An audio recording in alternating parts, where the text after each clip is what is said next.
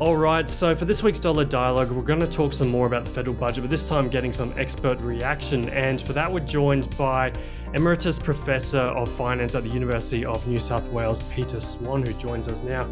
G'day, Peter. Thanks for joining us on the Savings Tip Jar. Good morning, Dominic and Denise. Very nice to meet you. Now, let's just get straight into things, Peter. Now, give us your overall impression of last night's federal budget. Go for it. Well, I must say I've been following budgets for 40, 50 years, but this is the worst one I've ever seen in my life. It would always do exactly the opposite of what it should be doing given its aims. It wants to improve housing affordability and housing supply, improve the position of renters, in particular the younger generation.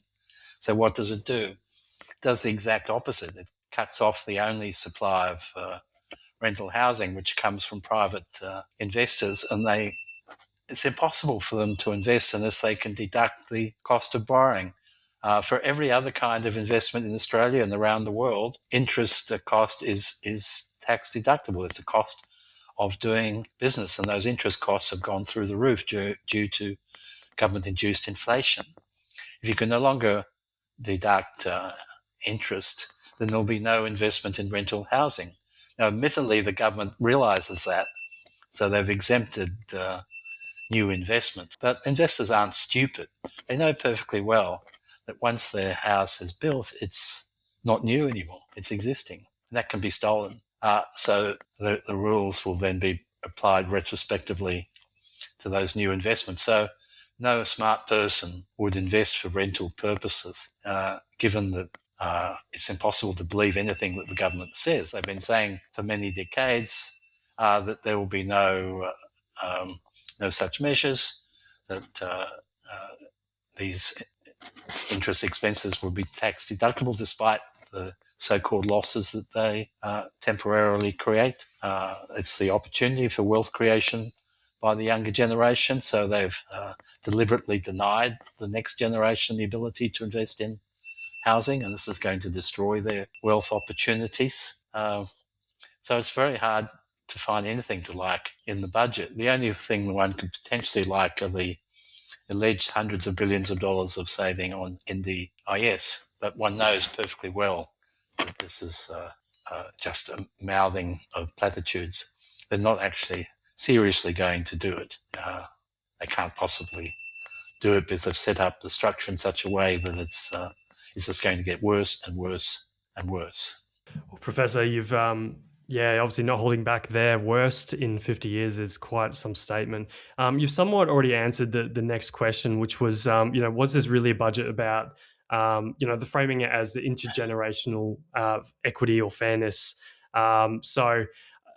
Can you elaborate on that aspect? Like, why do they think this is about intergenerational equity, but you're saying it's not? It's actually not great for young people, this budget. Well, there's never intergenerational equity in the sense that the older generation, people's parents, are by definition richer than their siblings and the young, because they've had a whole generation to save and invest. If investment returns were negative or zero, then we would have intergenerational equity according to the government, but thankfully we don't.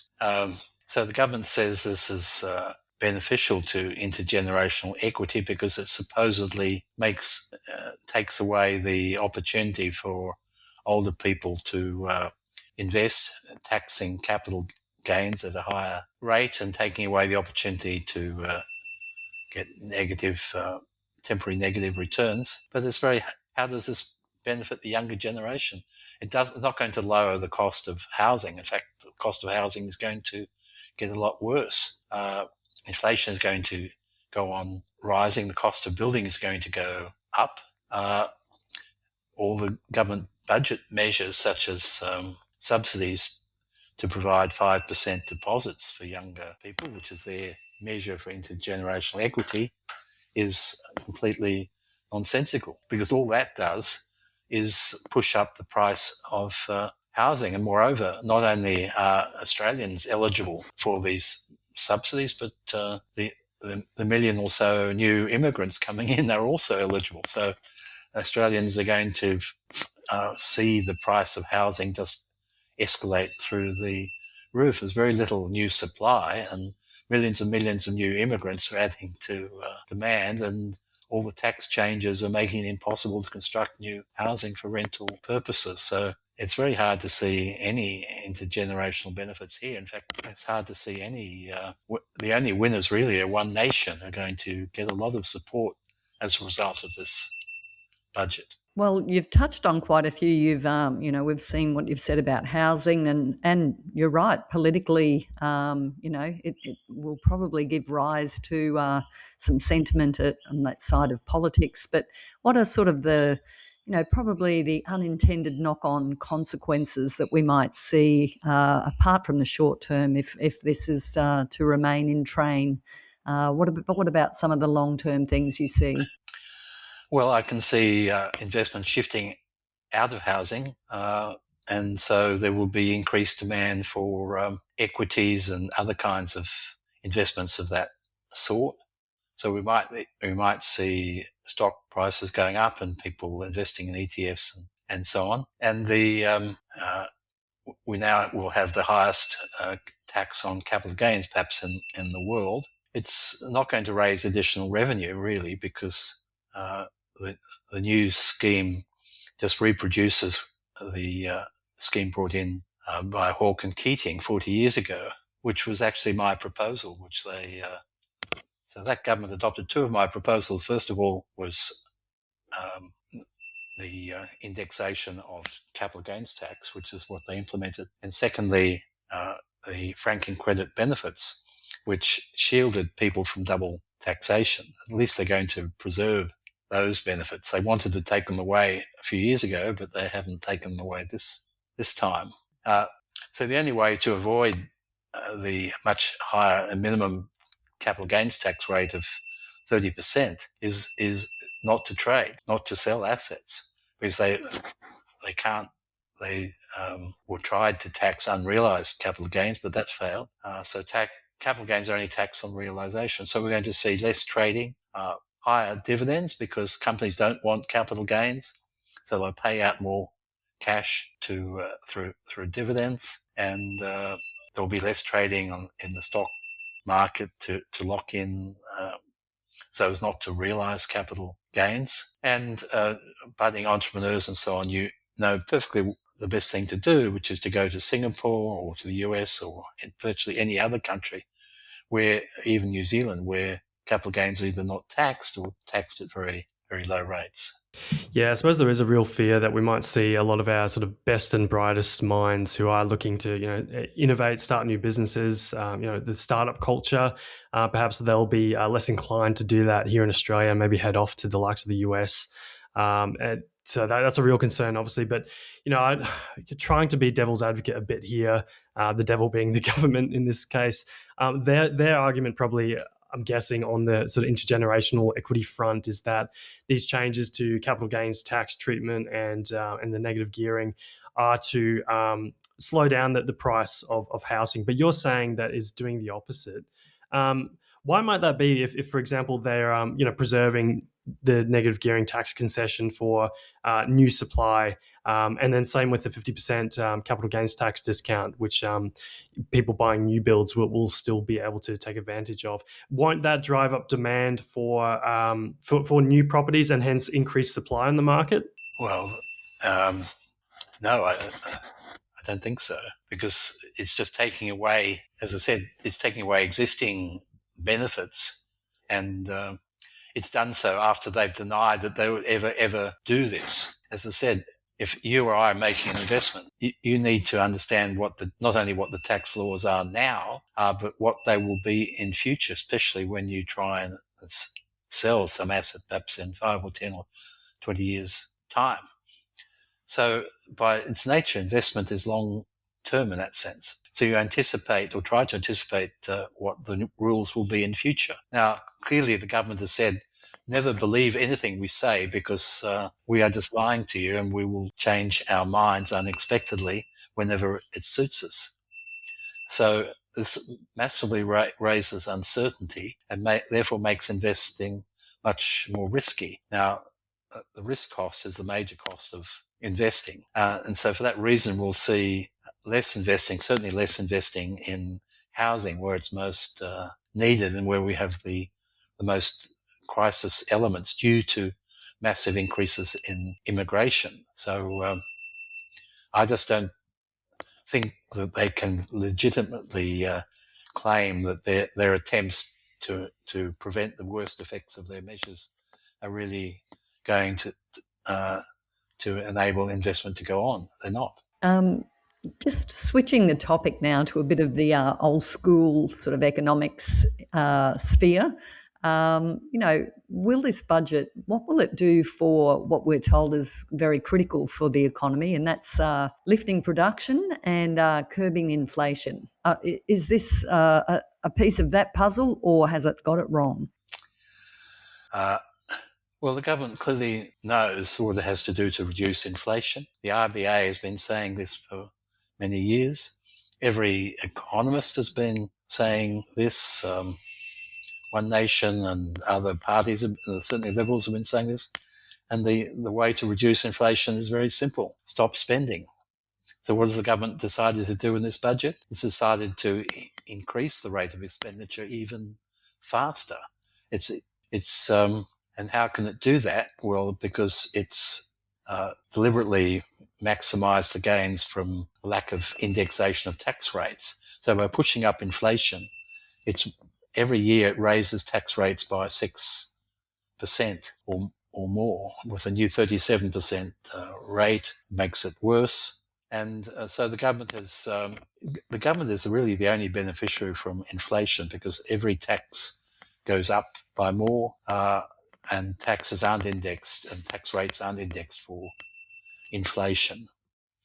And so that's why the government has decided to raise taxes by $78 billion, taking even more out of the private sector, crowding out the private sector. All the productivity gains come from the private sector. They've been crowded out. Public state investment and government investment dominates. All investment drives out private investment, so there's very little private investment. All of these things are designed to make inflation worse, and the only beneficiary from inflation is government coffers. And so by continuing spending more, if you look now at the states as well as federal, we'll see that government expenditure is hovering around 40% of GDP. That's the highest it's ever been in Australia's history. And it's absolutely outrageous when you consider the $200 billion deficit of Victoria is spent on mostly useless investments. A lot of it is going off to corruption. And all these state debts will have to be absorbed, taken over by the Commonwealth, because the states have no way of repaying these huge debts. So in every direction, we're seeing more and more government expenditure made at the expense not of the current generation, but future generations. So they've targeted the unborn generation as the victims here. So we're getting intergenerational assault, especially on the unborn generation. Mm-hmm.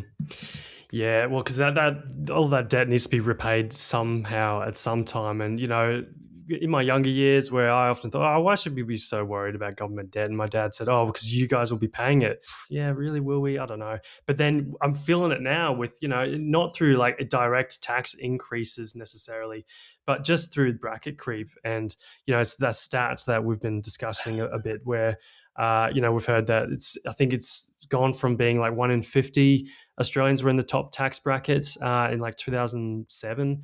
Now it's closer to 1 in 5, which is very telling and just shows that the creep and how that really insidiously. Well, you might not be aware of the fact that you might think that hospitals and all sorts of deserving groups are benefiting from higher government expenditure. But in fact, by far, apart from the NDIS, the most rapidly growing element of government expenditure is interest on the $1 trillion debt. True. So that's taking away from hospitals and from the police. And Victoria, law and order is broken down. They can't afford even to have a police force anymore. It's getting and so police are resigning en masse.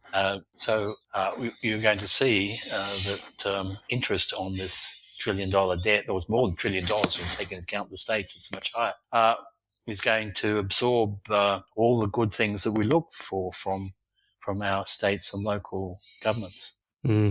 Yeah, we've been quite hard pressed to find any sort of positive takes on this federal budget lately, but I guess that there are some hard truths that need to be spoken, and hopefully the government is listening to conversations such as this one, and they're taking on that feedback for the next budget, which maybe, I don't know, we've sort of been speculating maybe that given it's a pre-election budget, there'll be some income tax cuts, or, which I would love to see, indexation of the tax brackets. But we'll have to wait and see what happens, particularly what Angus Taylor says in the budget reply tonight. Fraser actually implemented indexation of the tax brackets. Malcolm Fraser, you remember, how long did that last? Well, as soon as he realised he actually had to pass laws to get to take more money from the public, he abandoned it. So, I'm sure the Treasury wasn't too keen on that either. No, they wouldn't have been keen on it at all, and it's the chances of that happening. What we're going to see is, we might even see the government gave a great handout, 68 cents a day to workers. Which buy in a week, they could save up to buy 1 cup of coffee. So we're going to see more handouts of that coming up before the election. Maybe 2 cups of coffee a week. That would be great. Okay. I'm looking forward to that. I think, the voting public, you would hope, are a bit smarter than that and can see through that. And I'm seeing some of that sort of reaction to the $250 tax offset that you don't get until mid 2028 at best. I think a lot of people, it's just a bit of a slap in the face. Like, what's the point of that? Last time they promised a very sizable tax break, they kept saying until the very last day that this massive break would take place. And then, of course, they abandoned it at the last minute, as they do everything else. Stage 3. Yeah. There was some big shake up there. Well, Professor, you've been very generous with your time there, but really appreciate your insights. Thanks so much for joining us on the Savings Tip Jar podcast. Thank you. Thank you very much. Okay. Bye, Dominic. Bye.